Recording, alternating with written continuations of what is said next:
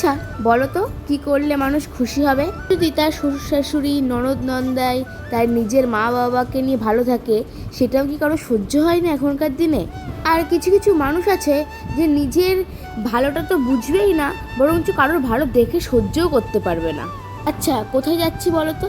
দাঁড়াও, তোমাদেরকে তো বলাই হয়নি যে আমরা রেডি হয়ে কোথায় যাচ্ছি। পূজা, আমি আর আমার ছেলে টুকটুকিতে করে চলে যাচ্ছি আমরা আমার দিদিদের বাড়িতে।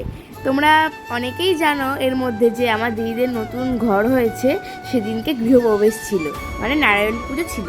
তাই দেখো রিম্পা আমার ছেলেকে নিয়ে যাচ্ছে আর আমি পেছন পেছন যাচ্ছি।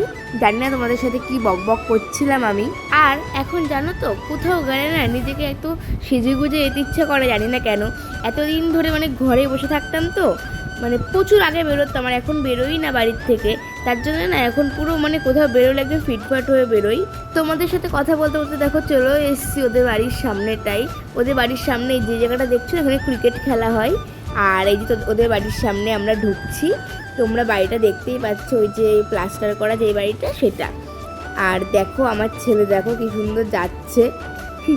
ঘাড় এখনও ঠিকঠাক মানে শক্ত হয়নি। তারপরে দেখো ঘরে চলে এসেছি, ওদের পুজো হচ্ছে। দেখা হচ্ছে তোমাদের সাথে পরের ব্লগে।